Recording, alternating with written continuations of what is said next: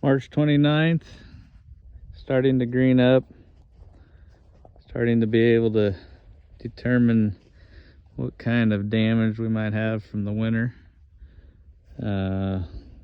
Really dry and tough winter. We expected some turf loss. Starting to be able to see that a little more as it greens up. Hearing stories from elsewhere in Nebraska of some dead grass here and there. So we are not exempt from that. As you see, as we're walking along here, looks pretty decent all along here. A few little patches of brown. So this looks pretty good. But what we wanted to show you here is this brown spot that we're coming up on. It's not completely dead, but you can see there's some spots that are really, really thin, and probably over 50% turf loss.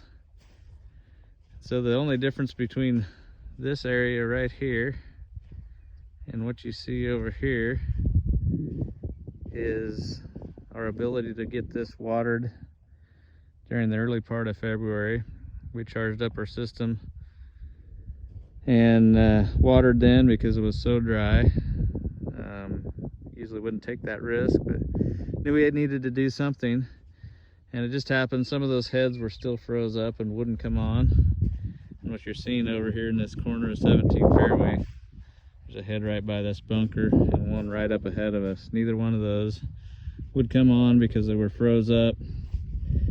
And you can see the effect that had. Not being able to get water definitely made a difference. As you can see over here, pretty decent. You'll see that at other places across the course.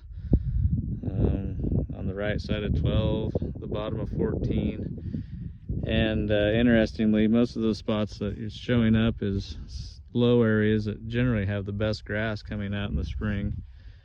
And those were the areas that the sprinkler heads wouldn't come on, and they actually look the worst this spring. So kind of interesting note. Irrigating definitely made a difference during that time frame. So obviously this isn't great, but at least the whole course doesn't look like this. We have isolated spots that are like that. If you get down closer, you can see there's some green. You get in there and there's not very many sprigs of green, so it's going to be slow.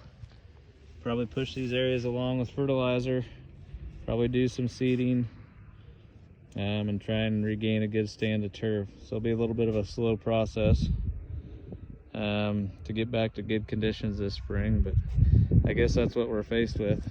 Never great, but considering the winter, we're pretty thankful for what we have. And as you look up there at the green, you can see it looks unscathed. All the greens look pretty good. So at least in that regard, we're pretty fortunate that we don't have any turf loss on the greens. We'll just go from there, and we'll just start working on these spots as we get a little bit warmer weather in the next couple weeks. Start throwing some seed in there and aerating them and trying to get them back up to speed.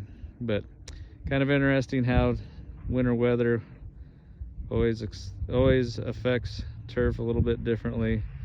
Just little microclimates that can change the way the grass comes out in the spring from being really good to not so good.